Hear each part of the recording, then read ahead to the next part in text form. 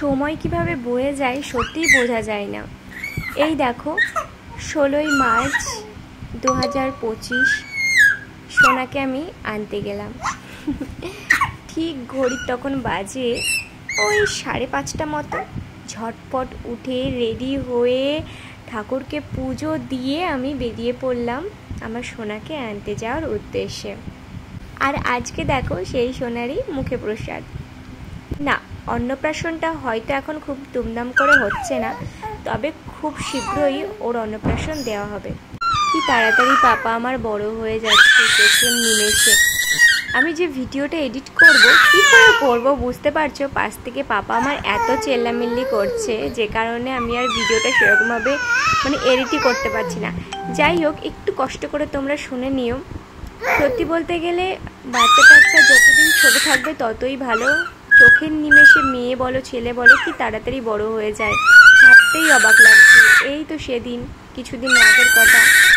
তবে হ্যাঁ, অনেকে আমাকে কমেন্ট করেছো দিদি ওর অন্নপ্রাশন বড় করে কেন হলো না। তবে এটা অন্নপ্রাশন নয়, তোমাদের আগে থেকেই বলে রাখছি। এটা হচ্ছে ওর মুখে প্রসাদ দেওয়া হচ্ছে। তো এটা একটা নিয়মের মধ্যে পড়ে, মুখে প্রসাদের দিন একটু ভাত খাওয়ানো।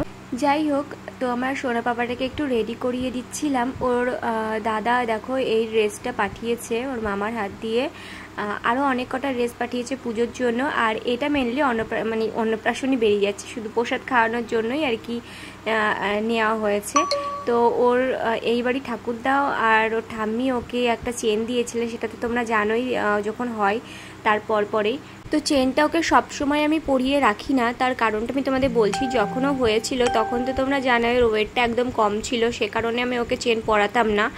আর এখন পরানো হয় না। ও না খুব দুষ্টু হয়েছে, গলায় যে কালো কাঠটা দেখছো ওটা পুরো মুখের মধ্যে দিয়ে দেয় আর ধরে টানাটানি করে।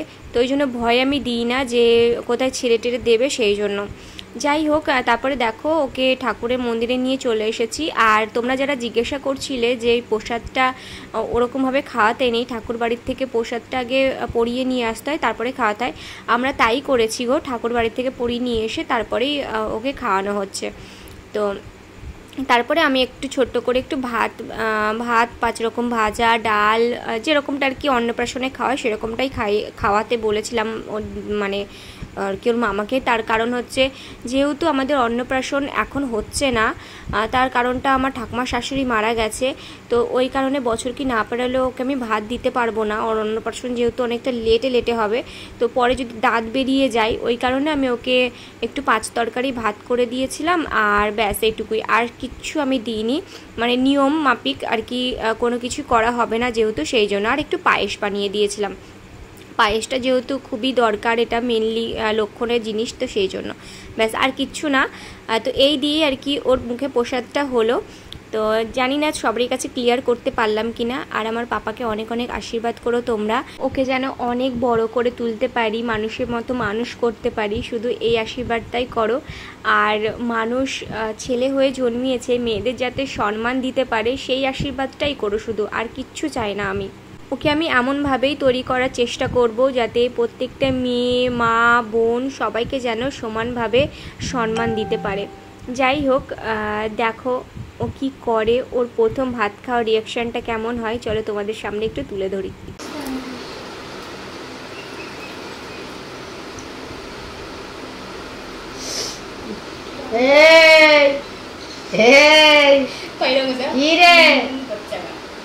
হ্যাঁ কি রে হাত বি দেই করে দিলাম, একটু করে মুখে দে, একবারে পুরো একটু করে নিস, চটকাই নি। এই একটা দানা কি দিতে দানা, আরে দুধ দিতে আছে, দুধ কই দুধ এই বাপের বাড়িতে দিতে নাই তো মামার বাড়িতে দিতে। পায়েস দে তো, হ্যাঁ পায়েস আগে খাইছে। খাইছে? হ্যাঁ।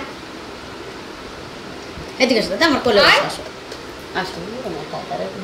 বকিছি তো আসে বাড়ি চলে যাবো আজকে। হ্যাঁ দাদা খাও, কত কাজ বাড়ি জানো, ভালো করে দেব ভাতটা মুখে দে। বিকেলে আমি 8-এ যাবো, তুমি বাড়ি থাকবা না, তুমি চলে যাবে। হ্যাঁ বাবা দেখো মাম খাচ্ছে। কি খাচ্ছ কি খাচ্ছ? চিড়ে দিও।